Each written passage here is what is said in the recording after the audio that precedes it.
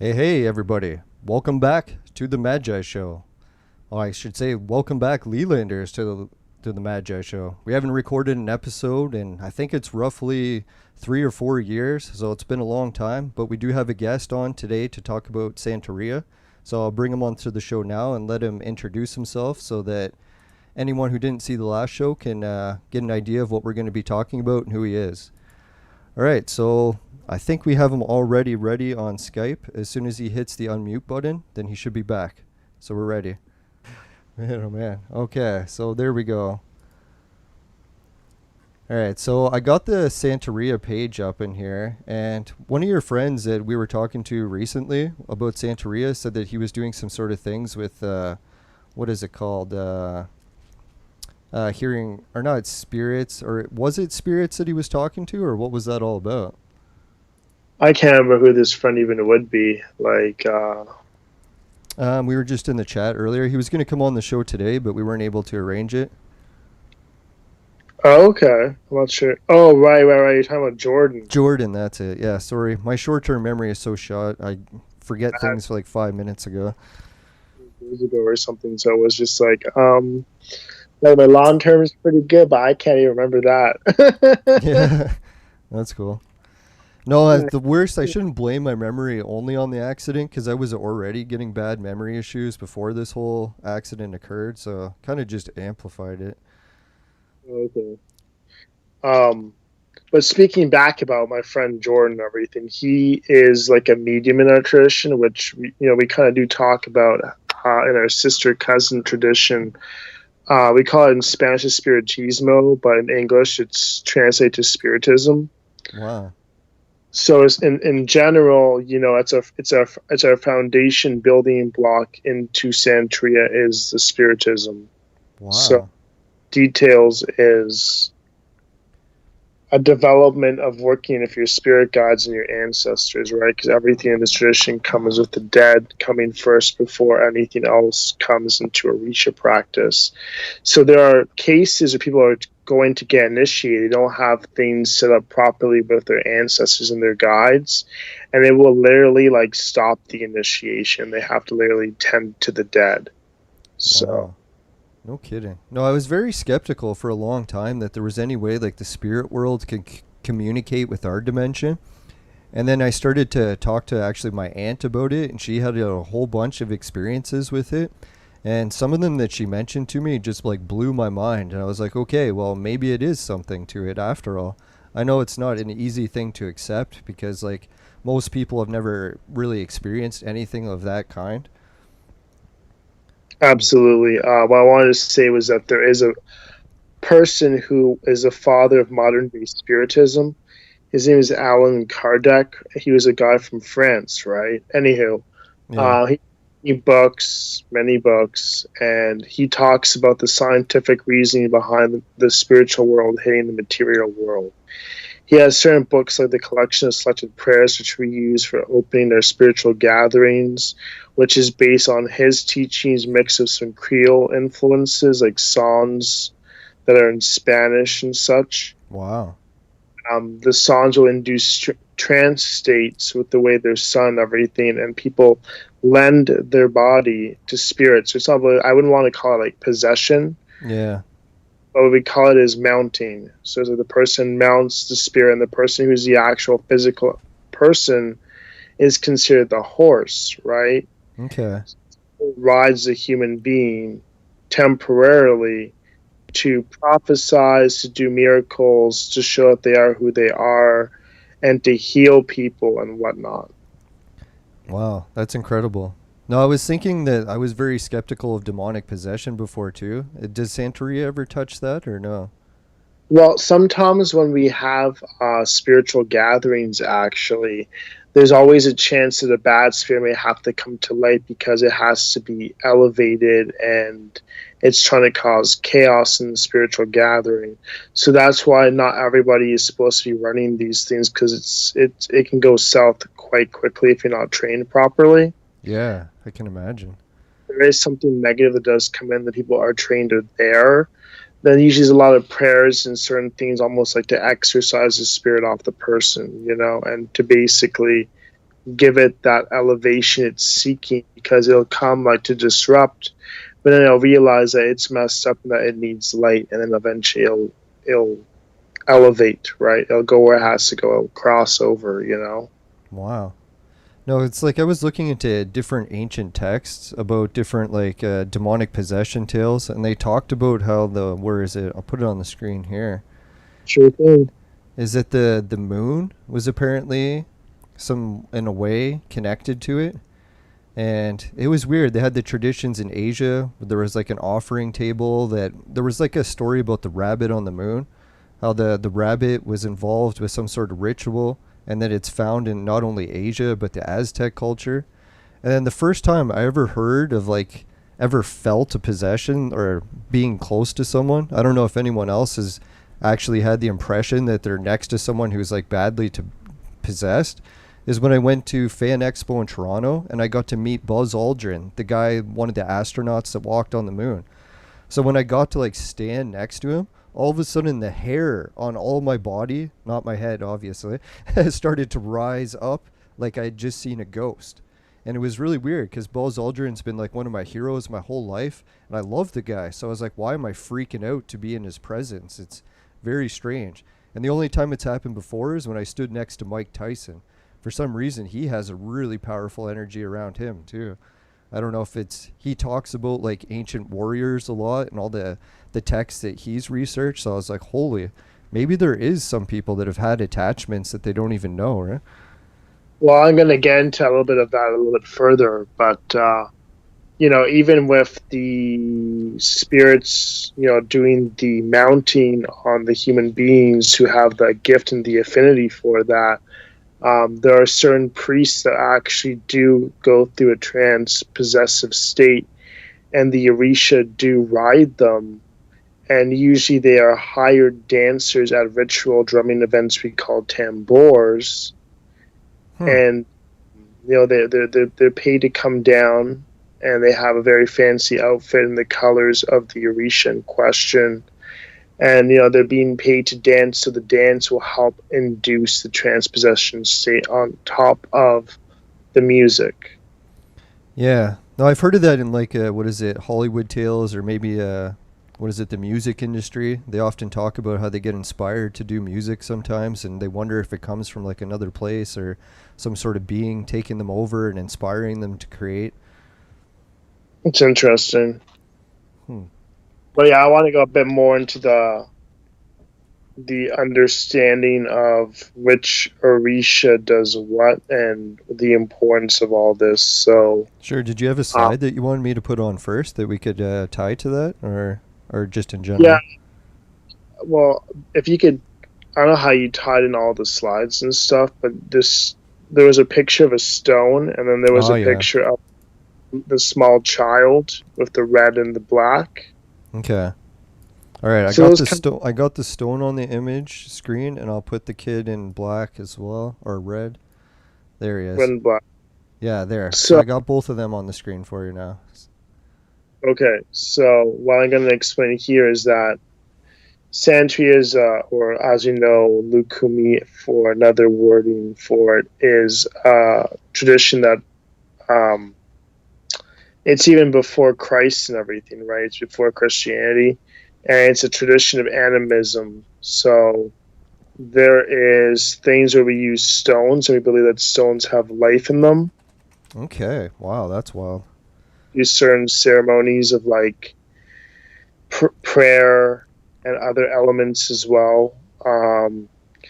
And that stone right there by itself would represent Elegua, which is a kind of like, to put in perspective, it's almost like Ganesh, right? He opens the roads, he can close the doors, he can cause a lot of problems in your life, so he must be respected first and foremost when it comes to the Orishas. If you don't respect him, he'll make everything for any other Orisha not even come into your life, right? Jeez. He's depicted as a small child, as you see in that image, but he has something like 221 different avatar paths, which so means like the shapeshifter thing. Well, it's not necessarily shapeshifting. When I say paths, I mean like he had incarnations which describe his his nature, right? So Okay. one where he was a child, one where he was like an older man or an old man. He'll have one that may talk more so about him with the link of spirits and stuff, which is called Alagana. Okay. Anyway, I pronounce it anyways. Um, Oh, I hear you there. I can't pronounce anything. Alagana. Yeah. Yes. It is. And, that path, for example, is a path of Elegua that deals with the spirits. Okay. All right. Basically, just making short, he's all about respect and being taken care of very well. And then you take care of him, he takes care of you, right? Nice. So one of the first ceremonies we get is I didn't take the pictures for it, but they're just very simple, non-complicated without the paths. They're like generic paths of the Orisha. So they're like beaded necklaces we call aleke. And the alekes, for example, Alegua's colors are red and black. So that would be the base generic colors would be red and black. Yeah. Each Orisha has different numbers. So Alegua's number is 3 or multiples of 3. Okay. Huh. So with that, you'd have you'd have Elegua, you'd have I'm gonna name the other ones, and then you can probably follow through. There's also Oshun that is given as an Aleke as well, which is it's the picture of her with the yellow female figure that's on there. If you can put her up and then take these Sure. slides down that you just put.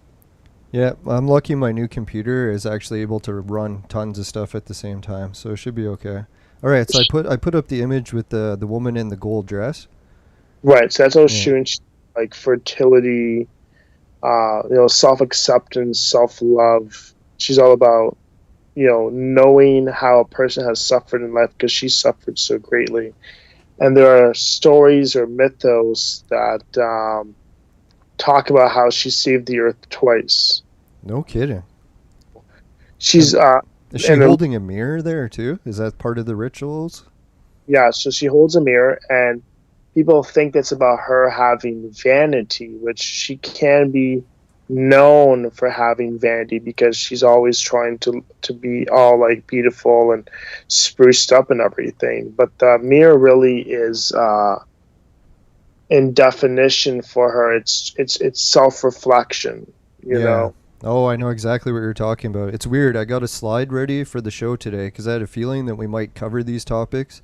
Because I noticed Santeria has a lot of interconnecting fibers to like a lot of other cultures around the world that I've been researching. And I'll cover it maybe just briefly. Oh, Is I'll put the slide on the screen.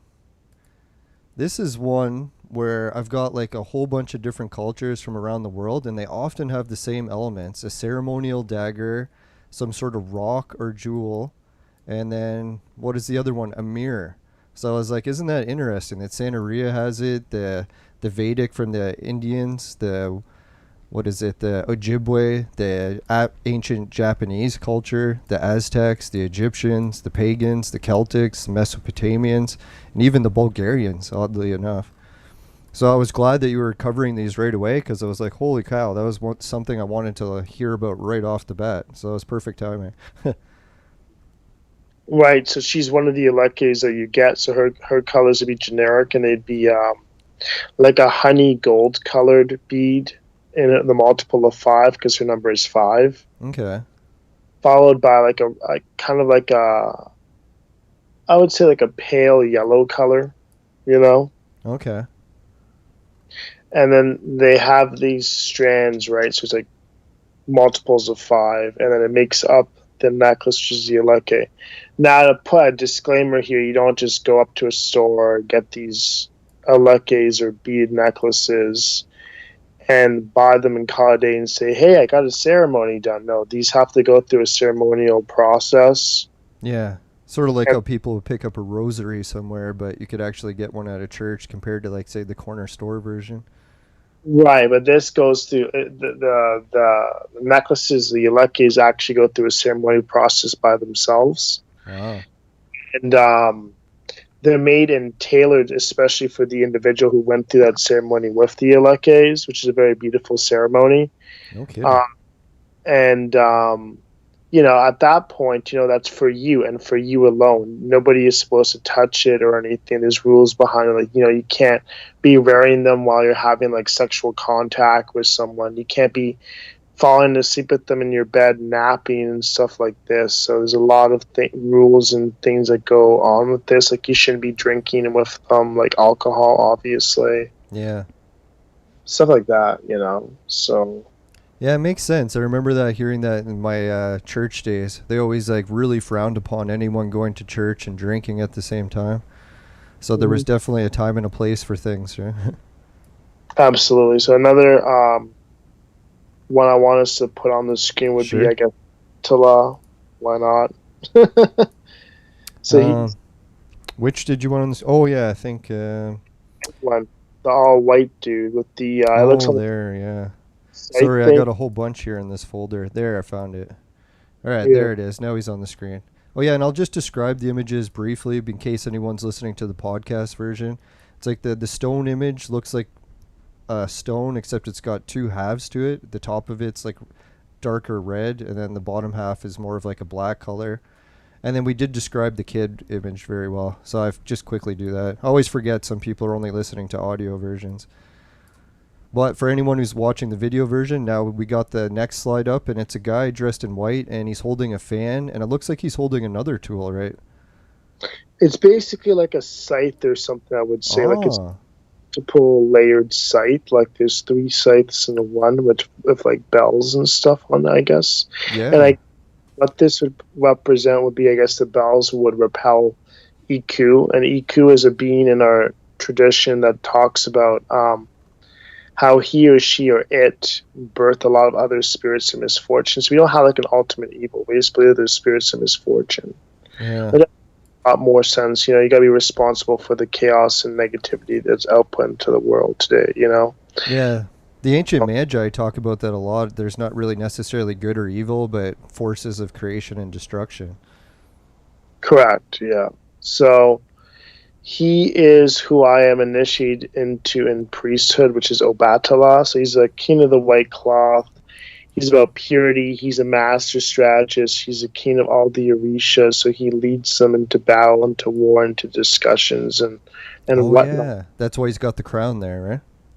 Yeah, he's got the crown. But there's also some other Orishas that have physical crowns in their imagery, like Chango, which you might go over next.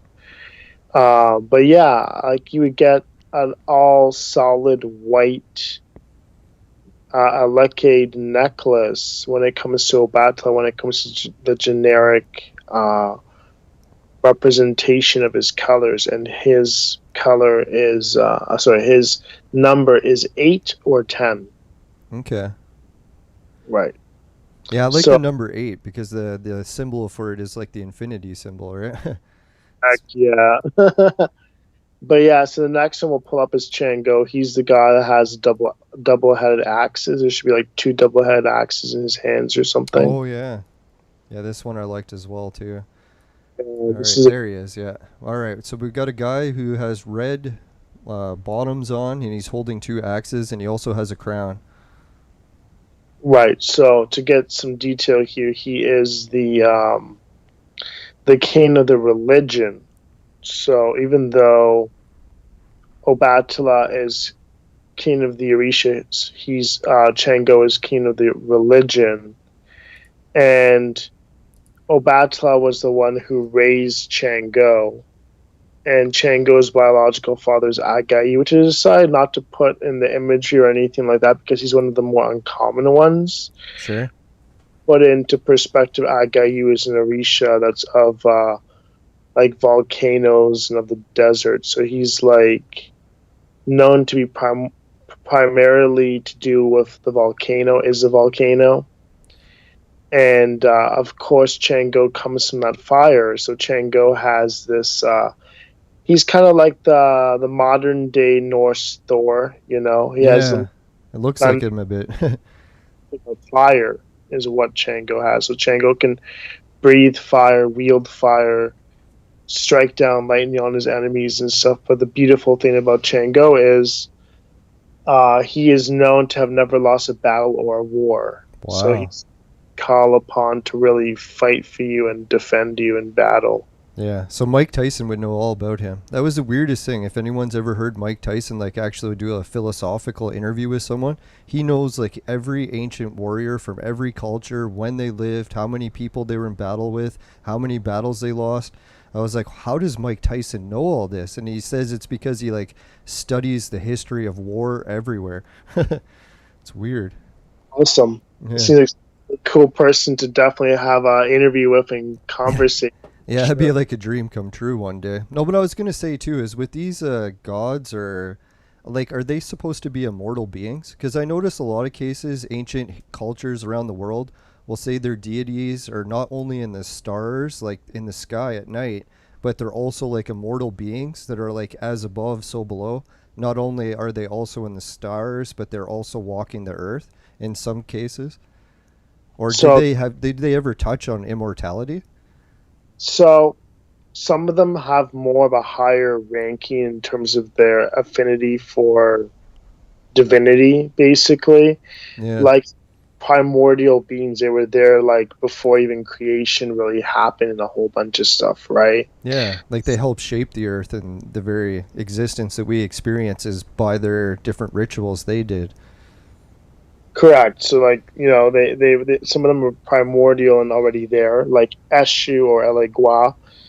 But Eshu is like the more chaotic force of a coin of the flip side of Elegua. So, anyways, to go into more detail, when in the Bible it talked about there was darkness first, and God spoke and brought the light and everything. Right before any of that, there was this darkness. The darkness was an Eshu, and they had to make deals with each other so Eshu could allow the light to come and create the universe and whatnot, right? Yeah, and did they do the 6 days of creation, 1 day of rest sort of thing? Yeah, so Eshu's like one of those primordial beings, right? But at the same time, there's other Orishas too. And for the most part, some of them or most of them were incarnated as human beings, and they gained the right to get their crown and to become an Orisha, right? So Wow. some deified ancestors and stuff too. So it all really depends. I don't know, like off the top of my head, like this one's a primordial, this one is, a deified. I know that Chango is a deified ancestor. He was known for being one of the kings in Nigeria who there's a story that talks about like he hung himself, but then they couldn't find him when he hung himself. So they screamed and they all rejoiced and said the king did not hang or the king did not die or something like that. Wow. There's some backstories with these Orishas. And to put in a more perspective too, like it's not necessarily like a polytheist tradition. It's Mm-hmm. very how Hinduism is laid out. There's one creator being, one creator God, right? Yeah. And then he kind of like incarnate or split himself up into other pieces of divinity that are demigods, to put it lightly. Yeah. No, it's neat because I was just gonna bring him up in a later slide, or it could be another one of the Vedic ones. That's so cool. But that's the relation they have, right? And then what was I gonna say? Let's pull up like I guess Yamaya, and I think there was one more after that one. Sure. Yeah, I'll just cover briefly in case the audience is skeptical at all about the idea of like different spirits like taking different forms, like animal forms and stuff, and helping us create the planet. It goes in First Nations legends or history as well. They talk about how like a giant's head was cut off and made into tied to the tail of Turtle Island. And I just put a little slide of like how close an elephant's head really does look like South America. You can even see the little spot where his trunk ended up. And the tears that go down from the elephant's eye after he died is actually the Amazon River. And it flows into the ocean the direct way it would if it was his head. So as hard as it is to believe that like these immortal beings or gods or whatever are creating the earth with different rituals that involve life and death, it's like there's evidence for us all around us. It's pretty wild. It is pretty wild. Yeah, and if anyone wonders too, if like how it would even look if you tied the elephant's head to the rest of his body, there's just an image there. So I know I can tell the legend's probably not going to be too popular in this part of the world, but isn't it weird too? It's like where the elephant's reproductive organs happens to be the Earth's like most densely populated area. So I was like, isn't that a weird coincidence? But no, and then you got Turtle Island, how much it looks like the actual turtle. So it's like, and oh yeah, and the world elephant and all these like different rituals that involve creating the Earth is found not only in Hindu, Chinese, but also the indigenous people of the Americas. So yeah, this idea that ancient gods are taking animal forms and helping create the Earth, it's definitely the evidence is right under our nose, like an elephant nose. Yeah. And again, and the more things talking about animals, even though we're kind of going down a rabbit hole right now. Yeah, sorry if I get you off track at all. I'm terrible with that. Yeah. The Orishas also do have animals themselves that are representative of them, symbolically speaking. No like kidding. Tla has a majestic, strong, wise elephant. An elephant. Wow. Elephant for Obatala, yeah. So it represents like his characteristics, like wise and all these kind of things. Yeah. And then going from there, and then there's like a leopard or like tigers or lions with Chango, right? So all that kind of symbology there about, usually being the top of the food chain kind of thing makes sense with the energy behind Chango. Yeah. That makes it helps fill in the details. So yeah, let's pull up the image of Yemaya, which is the one with the blue imagery all around her. I think she's got a crown. Oh, yeah. Yeah, I see her now. Thanks for the color description. Yeah, their slides are a bit small, so if you say it, the color, it makes it easy. Is this the one? That's the one, yeah. All right, cool. So she is mother of creation. She's a ocean goddess, an ocean Orisha. I don't want to say goddess because they're more like demigods, to be honest with you. But yeah, I think I know what you mean. Yeah. Easier wording to say that, right? But I don't mean to say that. But out of her pregnancies she's had, or pregnancy, birthed a lot of the Orishas too. So she's known for motherhood. There's different, again, paths of Yemaya. So when you get Yemaya Zeleke, the traditional generic version is like a darker blue with a clear white necklace bead, basically. Her numbers are 7. Okay. For example, like my path is like Okute, right, for Yemaya, which is known for being the Ice Queen. So, which is super cool. So she's got like this machete. Her husband's Ogun, which will go on this interview, explain who Ogun is in a little bit. Okay.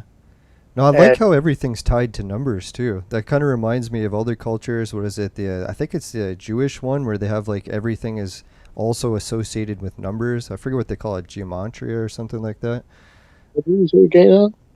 So associating everything to numbers is definitely an interesting way of doing it. It almost kind of reminds me of computer programming too, right? Yeah. Well, the numbers are usually like something that you can like give as an offering, like 3 of this, 7 of this. Oh, okay. Days you leave this on Yemaya, like stuff like that. It's pretty interesting. Yeah, because at first the number thing sounds weird, but it's like, yeah, there's definitely like a purpose behind having all these numbers associated with it, right? Absolutely. Is she holding like a shamanic plant here, or what type of flower would that be? Like a lotus, or? I'm trying to look at that. I'm not even sure what kind of flower that is. It looks almost like a lotus or something. Yeah, does Santeria do that? Have any sort of like shamanic mixtures associated with the culture, or is it not? There's a lot of things that go along with plants and stuff. When things are created with the animism, we do pray over certain plants. So each Orisha has its own plants associated with it. So it's like a number, a plant, and then a color. Exactly. Wow. And there's a lot of like ceremonial bathing as well that goes on in this tradition as well, which is pretty cool, you No know. kidding. So we're all about the cleansing, right? The spiritual, psychic hygiene and everything. Oh yeah, that's right. Because in the Bible, it used to talk about how you'd have your different rituals, but you also had to be purified before you could do the ritual and have it work. Absolutely. Oh, okay.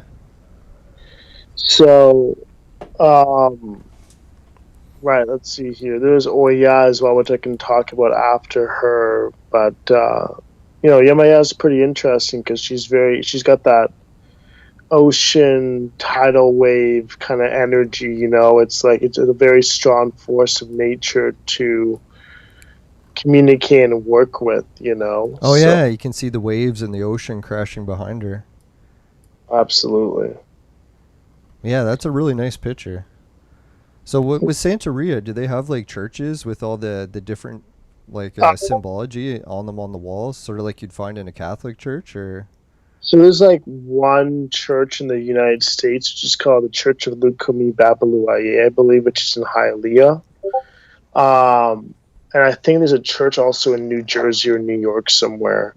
No And kidding. it's really more known for having your own personal temple at home that people come to if they're like devotees or if they believe in it and whatever. Like you open your house for like a religious drumming event or a feast day of the Orisha because they all have their own days because it was all syncretized with Catholic saints and stuff during the slave trade. Wow. But let's go show Ogun, I guess, next, and we'll show. Sure. No, I was thinking that like Jesus himself was not really big into going into churches, so he was more about like worshiping outside and all that sort of thing. But it is kind of nice to have I guess, a mortar and brick place you can go to meet other people. All right, so what color would the other one be here? Was that the multicolored image? Image where it looks like a African American guy or an African guy who's got dreadlocks on or something, and Oh there's yeah, I see that one. There we yeah. go. Yeah, that's a nice image. That reminds me of one of the guys that plays drums downtown. He's known for being a blacksmith and a warrior, so he's kind of like more of that Marzarian energy, I guess you could say. Okay. Oh, and then And he's got the cauldron there, and then he's got the different tools, and he's got a dog next to him. Oh, and a machete, eh? yeah, he's known for having a machete. Oh, Linking back to Maya, in one incarnation she's married to Ogun, which is the Okute path, and there might be another path to her that's also married to Ogun. But Ogun lives like in the forest, right? So her Okute path of Yamaya is one where she is on land and sea. wow. Now, with So the dog imagery, is that ever associated with the Canis major or minor constellations? I noticed that seems to keep coming up with Anubis and a whole bunch of other places. well, with the dog is named War, from my understanding. Yeah, So and he's a black dog too, just like Anubis, huh? black dog usually, and it's kind of like his faithful companion and such. So, um, Ogun's that kind of person that when he goes into battle to aid somebody out, I'm not necessarily saying that that Ogun is going to destroy the individual enemy of the person who's praying to Ogun, but if not, the person's going to suffer very savage attacks. Wow. Ogun is like he deals with metal, right? Obviously, he's a blacksmith. Things Oh like yeah, there's the blacksmith thing underneath the cauldron. I just noticed that. so he's like technology. He is like automobiles. He is the one who creates all the tools and the weapons for the Orishas. Wow. So very important. And he also No, I was thinking like alchemy is a big thing that we see repeating in different cultures where people are using metal and different alchemy to try to transform objects into other things. Yeah, it's pretty interesting because there's even other Orishas that take metal tools as well, right, inside their implements of their soup tureens and everything. Yeah. And isn't Well, it neat too? Like the oldest swords that they have in museums in Japan, they can't figure it out because whoever made these swords was like an amazing blacksmith. It almost seems like a supernatural blacksmith was helping mankind make these amazing weapons. And no one can trace back like who was this amazing blacksmith and how did they have this amazing technology like thousands of years ago to make metals we can't even duplicate today. oh wow, I did not know that. I guess you'll have to school me on that sometime later. Yeah. No, I've been studying so many different cultures, legends, and it's funny how many of them are always tied together in some way if you look deep enough into it. It's like the rabbit hole thing. Yeah.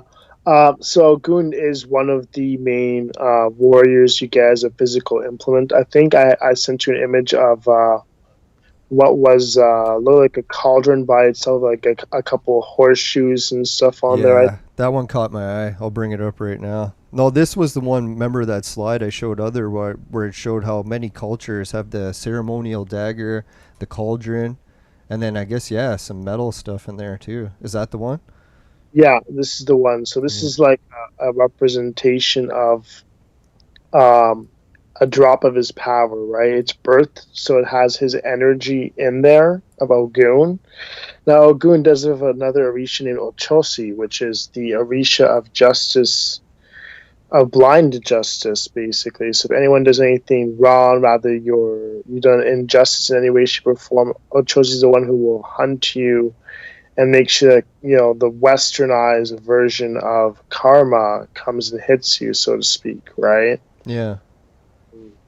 So they lived together because the story where, to make it short, they were in the forest and they were hunting, and Ochosi has a bow and arrow, whereas Ogun has the machete. The machete makes too much noise, and while there's tall grass with the arrows hitting the animal from far away, or the animals, you're trying to go through this thick grass and you're getting lost. So eventually they went to an Orisha named Arumala, who's the Orisha of wisdom and divination, to solve their issues. And basically they did what was called a bow, which is a solution that they do. And they were told to both go to a certain spot and do a certain thing, or just go to a certain spot. And they basically met each other at that spot because Arumala said to both of them individually when they came to them to go to a certain spot in nature. They did. They started realizing their strengths and their weaknesses, and they said that when it comes to them hunting for food and such, Yeah. that they're going to hunt together and live together. So that's where the story comes, where they live together, and that's why there's a representation in the cauldron there of that little metal bow and arrow thing, the chain. Yeah, so how does Santeria do for eating purposes? Like, you mentioned hunting and different foods and stuff. Like, do they have like ceremonial diets and stuff? I was noticing that so many cultures, like, it was actually the First Nations videos I was watching a few weeks or months ago. They're talking about that if a hunter wanted to get the impression of how to find elk or some other like horned beast, he would just consume elk for like a year or two, and then eventually his train of thought would change to match the animal that he's been consuming the most. That's kind of a weird theory, but I Had a think, different yeah, thing. It goes kind of what you're talking about, but it's more about strict diets. Like when you initiate, they tell you like, hey, you can never eat pork again, or you can never eat lamb again, or you can never eat leftovers again, which is like one of the craziest ones there. wow. Yeah, that's There's what I was thinking. Like, I think in our diet in the modern age, people really haven't figured diet out. Like, people are debating if veganism is the way or if carnivore is the way. It's like no one really knows how diet works. Like, we're just starting to understand it. So I wouldn't be surprised if there is a spiritual element that we've just completely lost touch with, right? absolutely, and the thing too is that not only are we told not to eat certain meats or foods or fruits or vegetables or whatever, but they would be one day used to save your life, basically, used in ceremony if you're on your deathbed, basically. Yeah, like the story goes that every disease or condition has some sort of plant that could help you in nature. It's just a battle to find that combination. Exactly. Like there's so many things that can be used to tell you not to consume or not to deal with, that is like that emergency break glass now. You can use this and this will save your life. Wow. Yeah. No, I was Uh, thinking that like if you look at different cultures and what diets they eat, isn't it weird how North America tries to steer away from eating goats? But for some reason, goat meat is like one of the most popular meats around in the planet, except for North America. I don't get that. And it's almost like people that eat goats, they tend to have more like, I don't know, a different type of personality than people that don't. And maybe eating pork is really changing people's personalities in some way, and we haven't even understood it yet. very possible. I mean, I think there's some things that make sense in the Bible, even though I don't try to get too much into the Bible, but like Yeah. there's some scientific proof backing what they talk about of not eating certain Yeah, that things. was the weird thing. Like they talk about the hoof in the Bible, and they're like, if it has three hoofs, you can eat it. If it has like two or whatever, you can't. And then science eventually caught up with the Bible, and they realized, hey, it's like these people that were saying this were actually caught on to what is it? Scavengers have a certain amount of hoofs, and animals that are good to eat don't. So it was like we were actually confirming what the ancient text said, and it's taken thousands of years to catch up to it. Yeah. So the last, I guess there's two last images I want to put up, which is Sure. Osun, which is a metal rooster chalice. You'll Yeah, see. I love that one too. Let's bring it up. Let's minimize that one and that one. Yeah, so isn't it weird? We got the rock, we got the cauldron, pretty much everything that was on that other chart. Now that's why I liked making that other chart about all the different people that had the cauldron, the dagger, the rock, the mirror. But there's just so many, it's hard to fit all in one image. Nice that you're able to set that kind of diagram thing up together. So yeah, this metal rooster chalice is incredible because Osun is known for being a sentry to the Santeria priests, right, and priestesses. So that little compartment, that cylinder compartment from the bottom of the metal rooster to like this little like cup thing, you can see there. That's a compartment, that little cup thing, a little cylinder cup thing. Yeah, right in the center. It looks like it can hold a liquid, but it's got a lid on it, and then the rooster's on top of it. Exactly. So with that, we put secrets that are like, consecrated. It goes through ceremony and everything. It's prayed over, whatnot. So all these objects that we were talking about earlier that are Orisha, that are, physical objects, they're literally living, breathing divinities, right? So with this sentry of Osun, the rooster, what does the rooster do first thing in the morning? He just goes like caw, caw, caw kind of thing, right? Yeah. Anyway, so this sentry, whenever there's anything like you're going to be on your deathbed, you're almost going to die or something, this chalice thing that's like very sturdy, as you see in the image there, it's put up high up, like above your head somewhere in your house. And if it falls or tips over, it literally means that death is approaching you, and then you have to visit your mentors immediately or get on the phone with them and have something done to get to the bottom of what the issue is and see what's going on. Wow. That's kind of scary. It's like once you get information like that, it's like holy. It's nice to know, but it's scary at the same time, right? Yeah, it's pretty crazy. No, but I've seen another culture similarity to this one as well. I'll just bring it up on the screen quick. Won't keep you too long here with the other similarities from everywhere, but yeah, I noticed that too is when you take the sacred tree and yeah, well, look how much similarity it has. Jeez. Is let's move that a little over. So yeah, when you take a look at each of the sacred trees, it has a very similar appeal, especially like the one from Asia. Well, basically each one of them has that stem connecting the two, and then each culture will try to put a bird at the top of some type too. Like in India, they had the what was it, the peacock feathers. I don't know, like the peacock, man. I've been researching that one so much lately. It's a really fascinating one. We don't really know what the Sumerian one was. The Aztecs or the Americans, they had what was it, the eagle, and then the Egyptians. I think what would they have? The hawk was theirs. But it's neat how each culture, it's almost like it's a certain recipe that everyone has to do, but each person has a different substitution. Like if you have not that type of animal, you're going to substitute it with another bird that you actually have near you. So yeah, I can totally relate why that rooster is on there. That's pretty fascinating. Yeah, and there's like a lot of things that it used to be a tradition where, which they still do in Africa, which is like each village had one Orisha, and everybody there got initiated into that certain Orisha, right? Okay. But when the Caribbean, if all the slaves being enslaved, they had to work with what they had and preserve it. So it was like, instead of being like, you're gonna have the one Orisha that you have plus your foot, which is a legua. Wow. Now initiate, and there's all this like 7+ orishas you get like in physical form.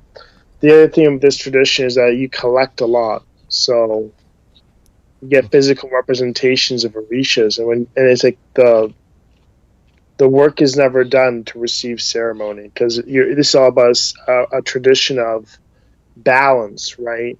You Yeah. always balance and stuff. So you're never going to put yourself in balance till the day you die. Is the way I look at it. Yeah, there's the old story that humanity was actually balanced at one point, and at one point we got split in half, so we no longer have our complete selves. So that's why I always feel so lost.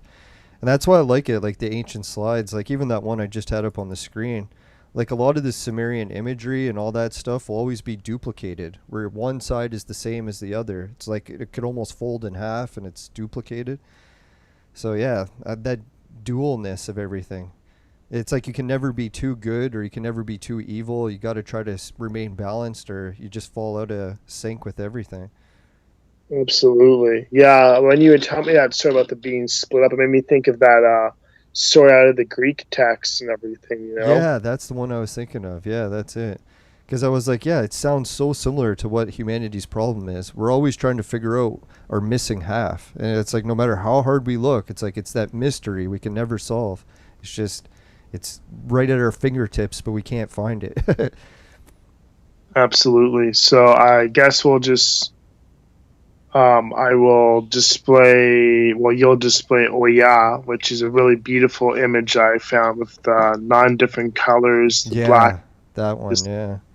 yeah, that one looks like a newer image that just came out recently. Somebody drew or something, which I think is very tasteful imagery of her. I'm like, wow, I'm like, look at that. Yeah, I do like the multicolor imagery, especially the ones from what is it, the First Nations medicine wheel. So I was hoping we could get the other guest on the show soon, because yeah, it's like they often do that as well. They show the different colors and how each part of humanity is like connected together, and we're all supposed to be working as a machine. But often we lose track that each people are really playing a different part on the globe. Some people are in charge of like looking after the water. Some people are in charge of looking after the land, that sort of thing. Exactly. I don't even know if humanity's ever going to reach that point, but there is a lot of different legends that talk about it. How one day we'll gather underneath the sacred tree again, and that we'll start to reconnect where all this information was lost. Yeah, Yeah. that was it. Crazy Horse's prophecy. He sees a time when in 7 generations, when all the colors of mankind will gather again under the sacred tree. We've been showing that sacred tree imagery a lot, and I think it connects to what we were showing here. That rooster, dang, that really looks like one of the sacred tree symbologies. So It's yeah, who knows? Maybe that's the struggle that everyone in the world is facing right now. It's not going to be easy. I think the creator made everything so difficult just so that we'd have like a really good challenge to work on when we're on the earth. He wasn't some person who was going to make the universe so easy for us to get along that we would just get bored. Yeah. So yeah, I have Oya back there, that imagery I wanted to talk Yeah, about. the colors for her. We've got blue, purple, gold, white, green, red. Yeah, there's Eugene, a whole bunch. Yeah. right? So, anyways, she in at least the diasporic tradition of Santeria, because they have so that birth tradition it came from in Africa, which they practice differently. Her main color is burgundy. Oh, burgundy. That yeah, not purple but burgundy, right? Yeah, but I guess her dress that she's wearing right now is burgundy as usual, right? Oh yeah, okay. kind of color, but she's usually, non-different colors as well as her colors is the burgundy as her main color. It's 9 for this one, right? Yeah, it's supposed to be 9, yeah. Okay. So, with the gates there represents the cemetery gates, and she is at the threshold just standing at the cemetery gate. So she's a threshold of life and death. So life Oh and death. yeah, I see the gate behind her there. That's right. Yeah, it's incredible. So I'm like, Is that skulls attached to the gate, or what is that? the skulls, I guess, are just. Oh yeah, it does look like skulls. Yeah, I just zoomed in a bit and saw that it is a skull. Huh? Yeah, I was gonna say it looks like the skulls are trying to get through the gates or something like that, and she's kind of like putting them at bay, right? Ah, and she's got the lightning for her element, is it? Yes, and fire as well. Fire and lightning. Nice. Yes, and she's Queen of the Dead, basically. Ah, I'm surprised she's not the one with the black dog then. It's weird. The Aztec cultures, they've got a black dog god that they call Zotl, and he's actually associated with the dead as well. So I was like, isn't that weird? Anubis, a black dog, the Aztec black dog, all associated with guiding people in the afterlife. It's pretty interesting for sure. But Huh. Is that a tornado in the background? Or yeah, that's the storm, right? also because she does deal with tornadoes and hurricanes, all these kind of things. She's more of a tornado, to be honest with you, than anything else. The tornado, the lightning, the fire. Oh, and then she's got 2 tools in her hands. One looks like, is it the ceremonial dagger, and then is that a whip or no? A broom? There's a word for it I'm trying to think right now. It's called an eruke. Okay. It's a horse tail with a handle. Yeah, I was gonna say it looks like the mane of a horse or a horse tail or something. Horse tail with a certain handle, and it's used to cleanse and chase away death and stuff. And Ah. it's very interesting how it's used and stuff. And usually the handle is packed with secrets and stuff too, ceremonially. It's not just, oh, I have this horse tail. Like, everything has to go through a ceremony, Yeah. There are a lot of rules and stuff too. So, when you go to priesthood, after a lot of things you have to collect and go through. You dress in white for a year and 7 days. Just everybody has different requirements as opposed to the usualness of the first 3 months or until you can pay for the ceremony after 3 months. You're sitting on a straw mat. You're having a consecrated bowl, spoon, cup, plate to eat. Forks, no knives. You don't eat with that. You eat with the specific thing tailored to yourself. Okay. Can't at 6 p.m. unless you are working and coming straight home. It's basically a life of solitude, like being a monk, basically, for the year and 7 days. So did any of the tools or the things in the Santeria use gold a lot, or is gold a very popular element to use? I have heard and known of that there is some gold and silver used for certain things in ceremony. Yeah. I've noticed that as a repeating trend too. A lot of the ancient people seem to know a lot about different properties that metal had that even science took many centuries to catch up to. Very interesting. I'm like, in the beginning, I was like, really? Gold, silver? I'm like, this is used for, bringing in all these kind of energies. I didn't realize some material could be used for that, but it makes sense, Yeah. Because what was it? Silver's got the antibiotic properties to it, so you can help purify things by using silver. That's cool. Yeah, I just want to open the floor, I guess, to any questions anybody has. I didn't want to go too deep down the rabbit hole with this. Yeah. No, I was thinking we could do like a 5-6 hour show with all the different slides I've got. So I just brought up the ones that pretty much connected to what we were talking about. The only thing I was going to mention too, before we get on to the chat, oh yeah, we've got 2 people in the chat, so if anyone does want to join in with questions, I'll check the Discord in a second, but if anyone wants to put questions on the YouTube, that's probably the best. Now, I was just going to show, if anyone's wondering what the image that I had on the screen was, it turns out to be one of the ROM Museum in Toronto. They have a whole, not an exhibit, but one of the display cases has some information about Santeria. and they added in this statue. So I didn't really know too much about the statue when I first took the picture, but years and years of researching it, man, did I ever dig up a rabbit hole on that. And I was surprised that like Santeria even put the mask and the serpent in one hand. And I've been very familiar with the serpent, but have you ever heard of the mask being used? I was Why that the mask has, I think, something. Usually, masks deal with Oya, which is the one that we just went over with the cemetery gates. She's known for like repelling people's masks off that are hiding themselves, not revealing their true nature. But anyways, like wow. I think that this image is specific to a lost daughter of a Lokun. Oh yeah, I should. What I'll do is I'll put up the description. I actually got the museum description of it as well because I figured I would forget what it said, so I took an image.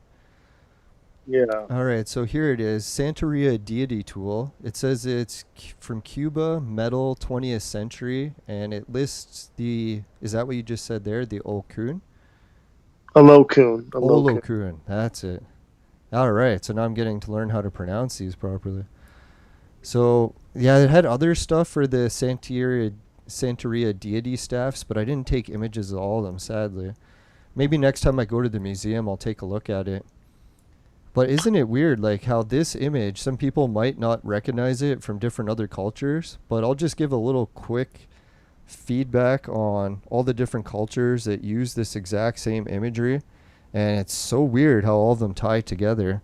See if you ever noticed any of them before. Let's see. So I put the Santeria one in the center, and digging into it, it turned out it was the First Nations culture. Big thanks to them for helping me crack what this statue is symbolizing. It reaches from one end, like the one arm, to the seventh heaven, or like the home of the immortals. So it's like some people call it the Pleiades star system, and others call it like the seventh heaven. So that's what I was thinking when you got all these number associations, when things associated to 7, if it would somehow be associated with heaven. And then, yeah, the other arm outreaches all the way to a dog constellation, which is kind of odd that that's like in First Nations people and all. Like, this is basically the Anubis part of the legend. I Oh think. wow.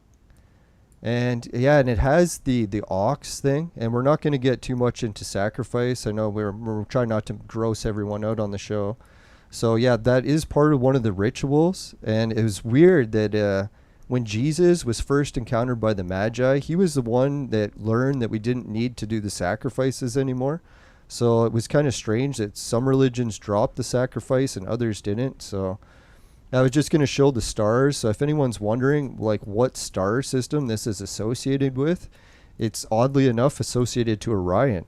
And it's like you hear Orion all the time in all these different cultures. And then you look at it too. It's like even the Egyptians, they put the same ox that was involved in it. They have the same bird symbology.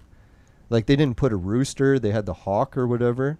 And if anyone's wondering why like the winged disc has a circle around it, is because this star system actually spins in the sky. So that's why they started depicting it with multiple arms.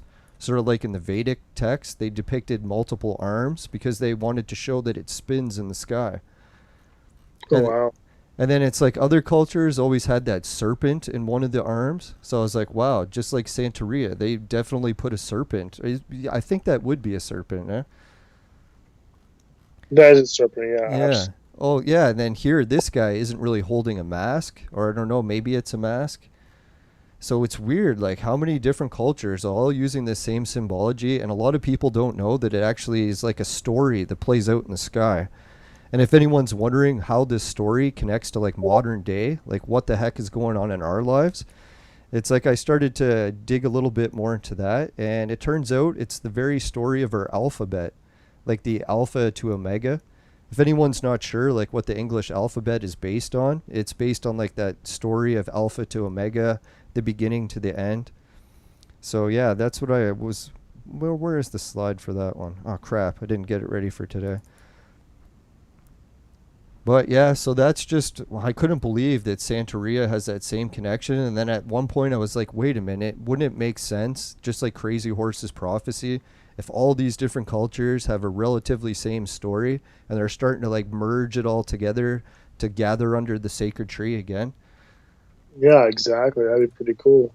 And I don't get it though. The one thing I was hoping maybe your friend is going to be able to put some light on it, because I think one of the images was actually from the Cherokee that has the same symbology with the wheel that spins, and they have a Mhm. glove in the center. So I don't know what that glove is. Do you have any gloves in Santeria that are part of the rituals? Not that I know of. Yeah. So I'll have to try to find more about the that.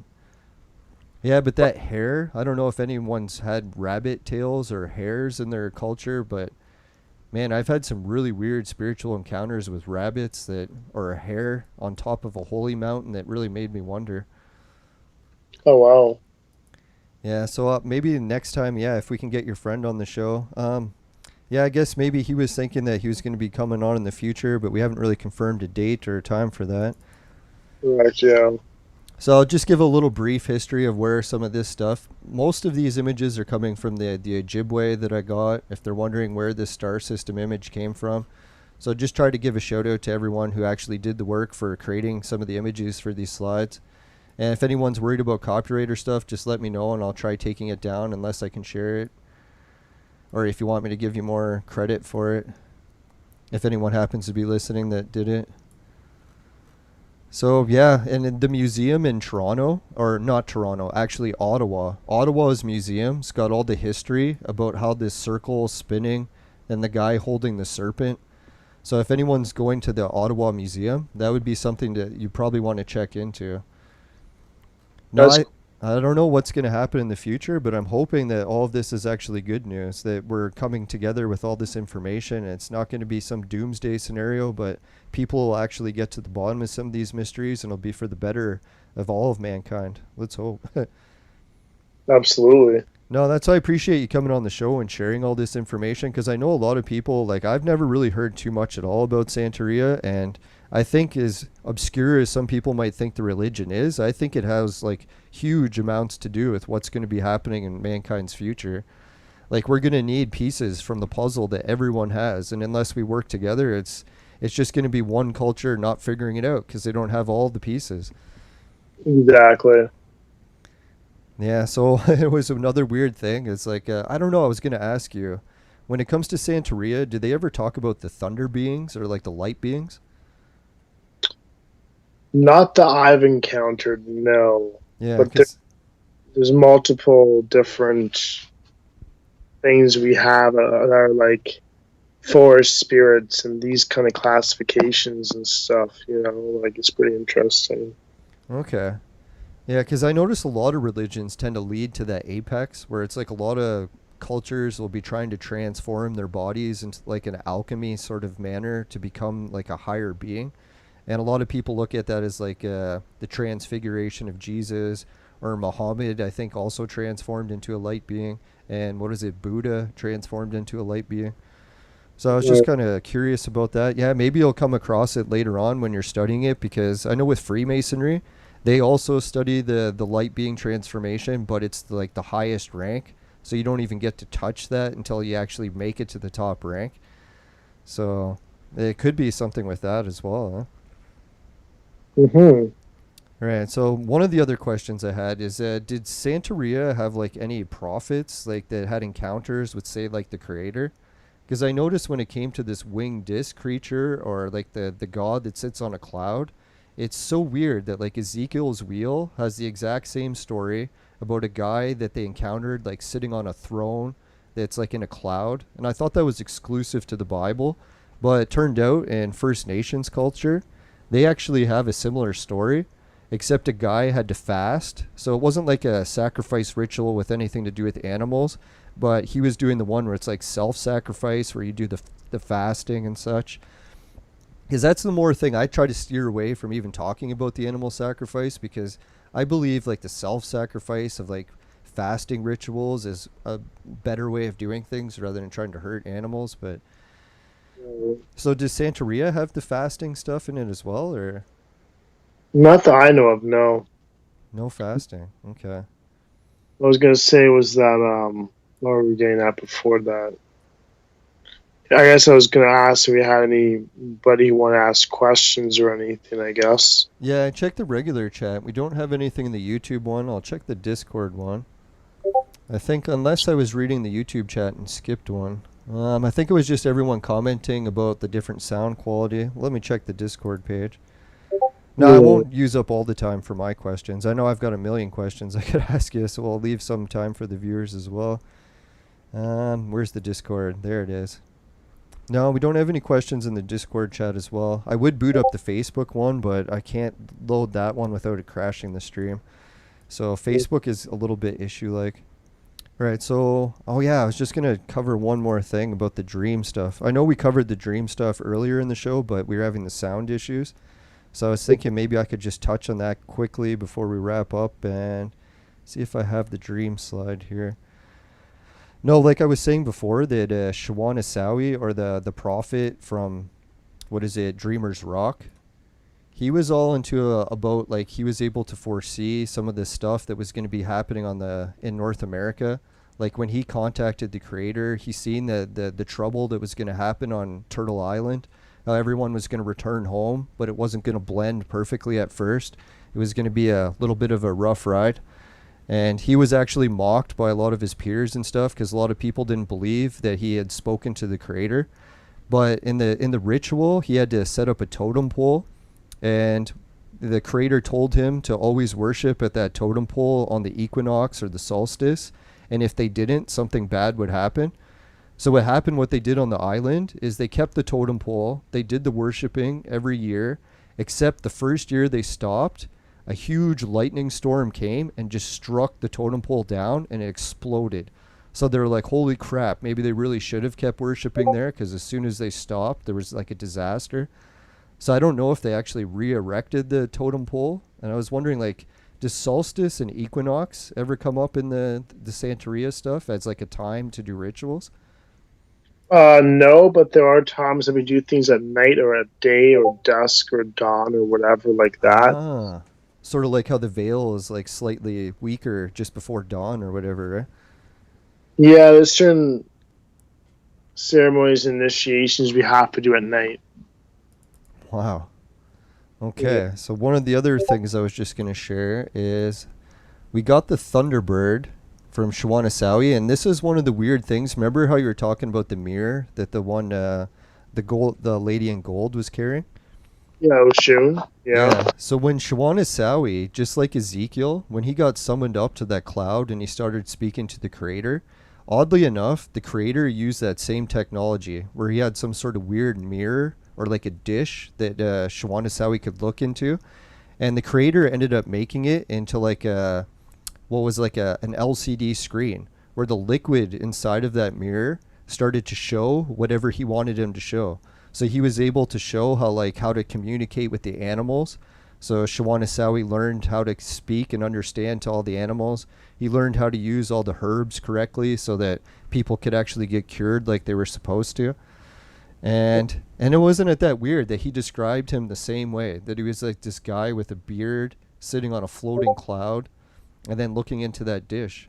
So I just wanted to share that, like, yeah, that mirror, it might not be vanity like you were saying. It's actually like some sort of technology the immortals actually have where they can make liquid displays out of like just a mirror or just like out of a cauldron's water. So if people are a little bit skeptical what that mirror is all about, I think there's a lot to it than we've even yet to understand, right? I don't think it's vanity. I don't think it's vanity either. Yeah. So yeah, we did cover, I think, just about all your slides as well. I'll just look through them, make sure we didn't forget any. We got the rooster. I think I'll bring up that sacred tool slide again. Okay. Yeah, so just to summarize some of the stuff we covered here, it's like all these different things that you're finding in Santeria. If anyone's like, oh, Santeria doesn't really connect to my life, it's like you can almost find elements of that same type of symbology in every culture around the world. It's like if it's Egypt, Aztec, Asians, Ojibways, the Indians. And the Indians even do cover a little bit briefly about the sacrifice stuff we won't touch on, but it's really weird that like all these different cultures have such similar rituals, similar tools. And yeah, it's like everywhere. Oh yeah, did Santeria ever build any sort of like monuments out of stone, or was it just collecting those stones that were special? Collecting the stones that were special. Yeah, because it's weird. The Celtics people are building the Stonehenges. Oh yeah, when it comes to like altars and stuff, do you have like a specific altar set up that you would do with like a jewel, a cauldron, and stuff? We don't have a specific altar. We just place them in certain spots in our homes and certain things like hutches or just behind the front door and stuff like this, right?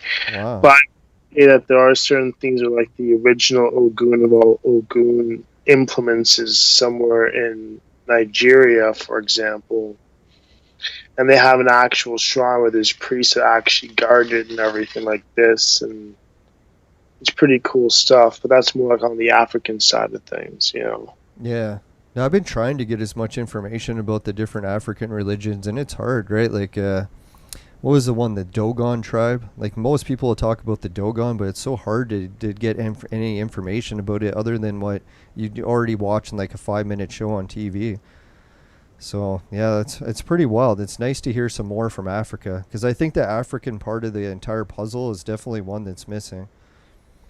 Oh yeah. I Oh yeah, and I was gonna say too, if anyone's wondering how like this the different symbology of this symbol is actually playing out in our lives today, the weirdest thing is I don't know if anyone's heard about it, but you know how the Chinese culture has like the different stuff associated with it that's very similar to this, becoming a seventh or an immortal and reaching the seventh heaven.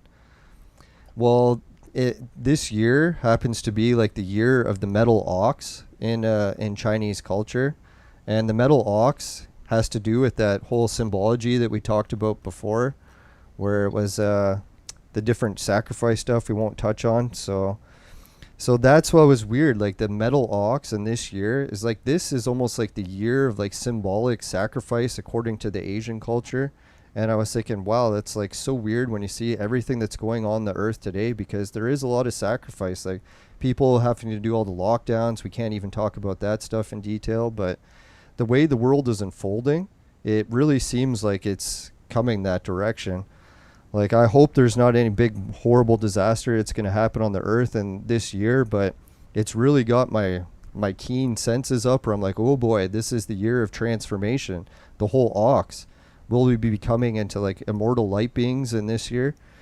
Oh, and that was the other thing too. Before I wrap up with my comments, is the whole moon situation. I don't know if people have noticed that the whole world events when Trump was in charge, he started to bring us back to the moon. And a lot of people were skeptical of like, why haven't we gone back to the moon in all these years?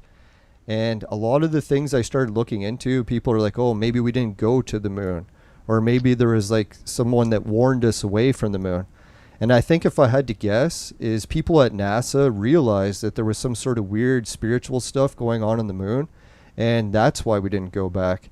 I don't know if they realized that Buzz actually got something attached to him when he came back from the moon.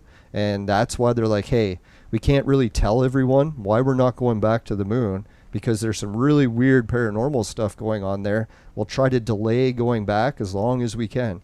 It's not because it's aliens, but I think it's actually maybe some sort of spiritual connection to the earth that we've never anticipated, that when we get to the moon, there's going to be some sort of maybe purification rituals we should have been doing, or like you said, it can be dangerous to get involved with these spiritual beings without having the proper protection. Like putting on a spacesuit wasn't enough to keep Buzz Aldrin from getting it attached to him. Man. absolutely. So I don't know, it's a little bit of a wild theory, but I figured I would add in a little bit of the more wild stuff right at the end, not to swamp you out too much with that stuff right off the beginning. But no, like the different alchemists that are around the planet, like Da Vinci and stuff, they put in a lot of the same symbology for like the perfect man, mankind's evolution, and they often drew him the same way. This one isn't the Da Vinci one, that's another guy, but that's actually the one Da Vinci based his on. And it's weird how Da Vinci added in the extra arms to symbolize the perfect man. I know it's part of the geometry, but it also matches that spinning guy from the stars. So if people Yeah, are wondering like all these religion stuff and how it has no effect on what's happening in today's life, I think it's actually more ingrained into like the actual fiber of what's going on than people realize. And hopefully when we get more shows, people doing podcasts about spirituality, we can help progress forward, because if people don't talk about these weird subjects, it's just going to be buried forever, right? So I really appreciate you coming on and sharing all your information about it. Yeah, man, no problem. And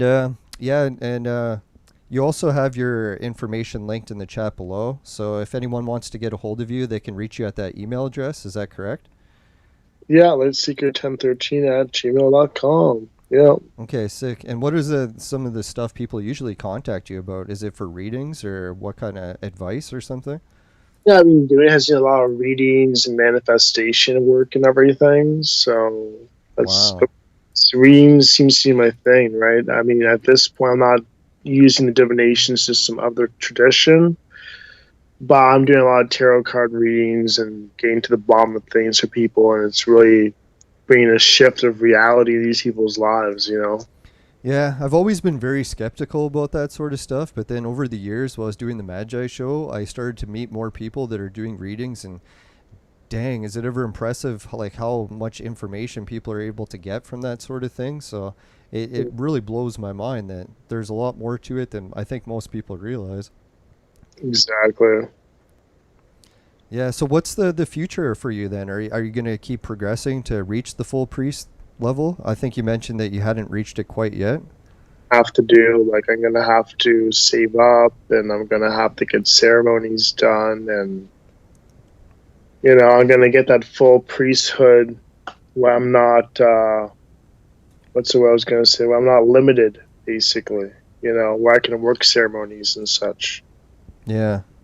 And I have people who are patiently awaiting for me to get that full right of priesthood so I can then mentor them. So Yeah. that's all that's going on. No, I wish you luck with that, and I hope it unfolds the way it's supposed to. And I guess sometimes you can't even rush things, right? Like, I know I got really frustrated when I had my bad concussion, and I was thinking, dear God, I'm never going to be able to get back to doing anything. But sometimes life just throws you a few curveballs, and you just got to stick to it, right? Really? Well, All right, so yeah, if anyone else has any questions that they weren't able to catch in the live chat, you can just put it in the YouTube chat as well. I'll try to forward them to them. And I'm pretty sure, did you say that you're going to take a copy of the episode and post it anywhere? Or what I'll do is I'll edit out the beginning of the sound issues we had and just make it into one actual from where we started, and I'll get you the link. right, yeah, I can do that. I can post it and stuff like on my Facebook and stuff, so that'll be good. Yeah, so that'll be nice. We'll get the information out there and see what other questions and comments we can get. Because I know, what did we record for today? So we recorded for an hour and a half, but yeah, we probably could do a few more hours. And oh yeah, your friend might be coming on the show in the future to talk more about. Were you saying that he has a Cherokee background as well? I believe he told you that he had a Cherokee background and something else. Wow. So yeah, maybe he'll be able to add some more information to the First Nation stuff to this, because yeah, it's really my dream in the future is to get people from all different cultures together on a show where we can actually discuss some of the topics that are just being completely ignored by most other streamers on YouTube and definitely the mainstream media. Exactly. All right. All right, so thanks again for coming on. I really appreciate your time. Is there anything else that you wanted to summarize before we wrap up, or any other links or any things that you want to mention? I think I have the proper links to the about Santeria.com. Will go into more detail than I did. Okay. You know, I went on a little bit of a splash on everything, sort of, you know, so. Yeah, today's show was a little bit all over the place, but I think once we get another couple episodes in the bag, then we'll maybe make it a little bit more easier to understand, because there is so much to cover in just an hour and a half. Yeah, for sure. I mean, it could have gone longer, but I was like, Yeah. No, I know it's the weekend too, and it's like gonna have to wrap up and maybe do some drinking or partying this weekend and relax before the week begins. Oh yeah, and is Santeria, is alcohol okay, or just not for rituals and stuff, or? So when you do your initiation year in 7 days, you absolutely have no alcohol drinking, no recreational drugs of any kind or anything like that for the year in 7 days. A year in 7 days or 7 days? In 7 days. Oh, okay, a few. No, I was thinking I usually do the sober October thing where I don't touch any, even cut out sugar and stuff. So I think that's a really good way to do it. It's almost like a fasting method. I remember I asked you about fasting before, but yeah, that's almost like a form of fasting in its own. And people like that get too carried away with drinking and doing recreational drugs and stuff all the time. You'd be surprised, like once you take that 7 day break from it, how much it can change your life. It's like I know too many of my friends get caught up in it where they never take that break. So that's where I was thinking, like, when a religion or any culture is telling you, hey, take a break from all this, add some perspective to your life, you'd be surprised what you can accomplish.